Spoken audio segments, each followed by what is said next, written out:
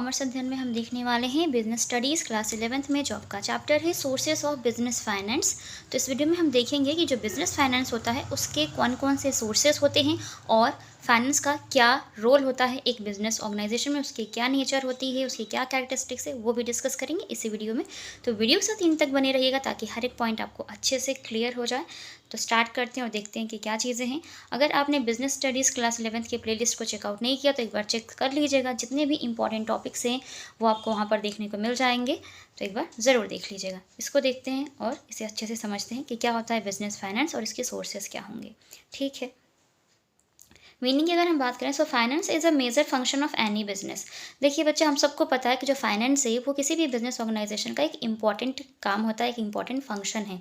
जो वित्त है, वित्त मीन्स पैसे, पैसे का जो अरेंजमेंट्स है उसको करने का जो काम है सबसे ज़्यादा इंपॉर्टेंट रोल प्ले करता है, क्योंकि बिना पैसे के कोई भी बिजनेस एग्जिस्ट ही नहीं करेगा, वो स्टार्ट ही नहीं हो सकता। ठीक है, It deals with the arrangement of adequate funds and their utilization to achieve the objectives of the enterprise. अब ये जो वित्त है, जो फाइनेंस है, उसका क्या काम होता है, उसका जो एडवोकेट फंड्स होते हैं उनको अरेंज करना, उनके साथ डील करना, ताकि उसका अच्छे से यूटिलाइजेशन किया जा सके और उसको यूटिलाइज करके जो भी इंटरप्राइज का एक डिसाइडेड ऑब्जेक्टिव है उसको अचीव किया जा सके टाइम पर। ठीक है, तो ये किसका काम है? फाइनेंस का काम होता है। ठीक है बच्चा, एडवोकेट फंड्स का मतलब है कि एक पर्याप्त मात्रा में इतना अमाउंट अवेलेबल हो उस बिजनेस ऑर्गेनाइजेशन में जिससे उनकी जो फाइनेंशियल नीड्स हैं वो ईजिली फुलफिल हो सके। ठीक है, और आसानी से वो अपने ऑब्जेक्टिव्स को अचीव कर सके बच्चे। ओके, क्लियर हो गया होगा पॉइंट। अब देख लेते हैं इसकी थोड़ी सी डेफिनेशन। डेफिनेशन इंपॉर्टेंट इसलिए होती है अकॉर्डिंग टू राइटर, क्योंकि मार्क्स अच्छे मिलते हैं और अच्छा इंप्रेशन पड़ता है एग्जामिनर पे। ओके, आपके पास बुक है तो आपके बुक्स में भी बहुत सारी डेफिनेशंस मिल जाएंगी। यहाँ पर 2 डेफिनेशंस आप देख सकते हैं।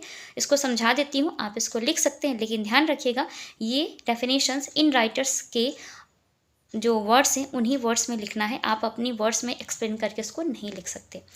According to B.O. Wheeler, finance is that business activity which is concerned with the acquisition and conservation of capital funds in meeting the financial needs and overall objectives of a business enterprise. देखिए बच्चा, हम सबको पता है वित्त क्या है। एक ऐसी व्यावसायिक गतिविधि है जो कि किसी भी बिजनेस ऑर्गेनाइजेशन के लिए कैपिटल फंड मीन्स बड़ा अमाउंट कलेक्ट करने में, उसको एक्वायर करने में। एक्विजिशन का मतलब होता है अधिग्रहण करना या फिर कहीं से बाहर से लेकर के आना, किसी भी सोर्स से उसको कलेक्ट करना। ठीक है, एक्वायर करना, एक्विजिशन। कंजर्वेशन का मतलब है कि अगर आपने कैपिटल फंड कलेक्ट कर लिया है तो उसको सेफ्टी प्रोवाइड करना। कंजर्वेशन का मतलब था संरक्षण देना, है ना, उसको सेफली रखना। होता है ना कि आप सेफ्टी के साथ उसको रखिए ताकि इधर उधर वो पैसे ना हों। ओके, ताकि जो भी आपकी फाइनेंशियल नीड्स है, आपके बिजनेस ऑर्गेनाइजेशन की जो फाइनेंशियल नीड्स है वो इजीली फुलफिल हो सके और जो भी डिसाइडेड ऑब्जेक्टिव्स थे उनको इजीली जो बिजनेस इंटरप्राइज है वो अचीव कर सके बच्चे। ठीक है, समझ गए आप इतना पॉइंट। नेक्स्ट देखते हैं। Next, according to Howard and Upton, business finance involves a set of administrative functions in an organization which relate with the arrangement of cash and credit so that the organization may have the means to carry out its objectives as satisfactorily as possible. देखिए बच्चा, हम सबको पता है business finance में जो आपका व्यावसायिक वित्त है ना, उसमें एडमिनिस्ट्रेशन के ज़्यादातर काम इन्वॉल्व होते हैं। तो set of administration in functions जो होते हैं एक ऑर्गेनाइजेशन के, वो फाइनेंस में इन्वॉल्व होते ही हैं, क्योंकि फाइनेंस के बगैर तो कोई काम ही नहीं हो सकता। ये तो ऑलरेडी एक इम्पॉर्टेंट मेजर फंक्शन है आपके बिजनेस ऑर्गेनाइजेशन का, जो कि किससे रिलेटेड होता है?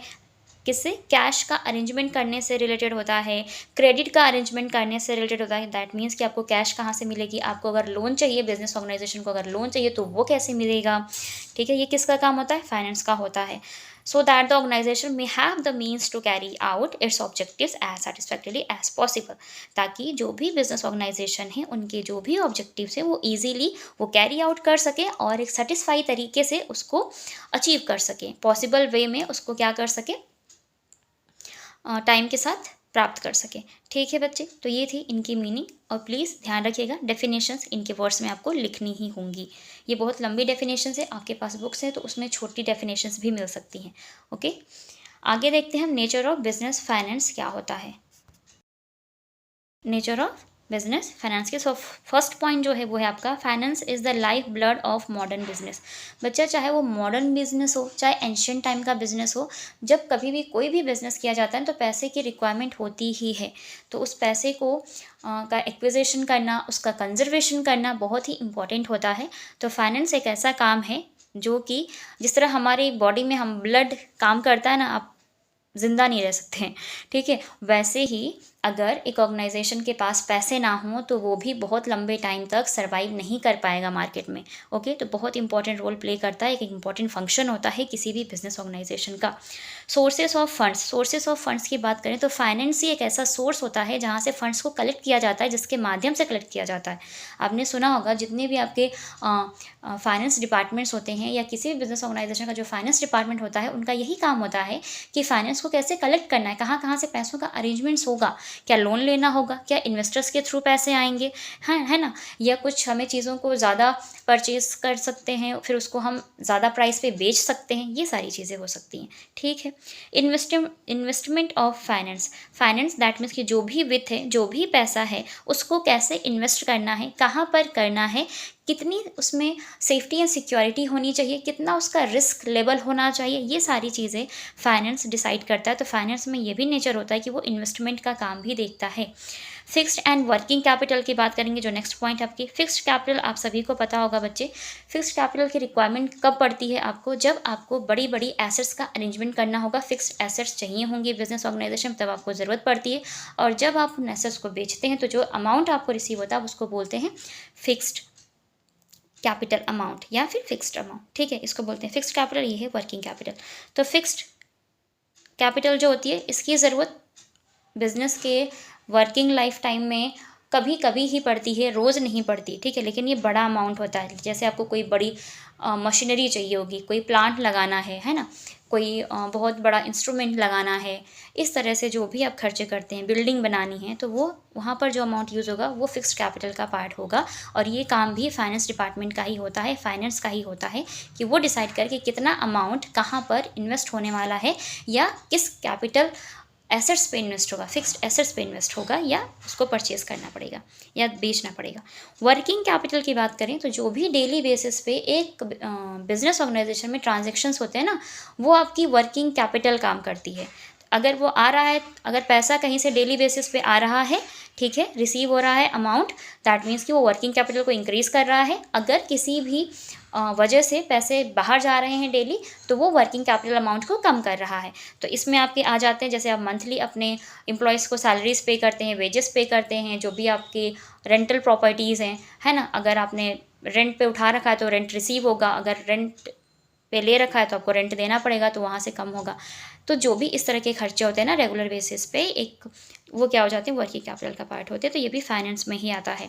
अवेलेबिलिटी ऑफ सफिशिएंट फाइनेंस, अब फाइनेंस जो है एक इम्पॉर्टेंट काम है और इसी का एक और इम्पॉर्टेंट काम बन जाता है कि एक सफिशिएंट अमाउंट रहना चाहिए आपके बिजनेस ऑर्गेनाइजेशन में, ताकि जब भी ज़रूरत हो तो उस अवेलेबल अमाउंट को यूज़ करके आप अपनी ज़रूरतों को पूरा कर सकें, ठीक है।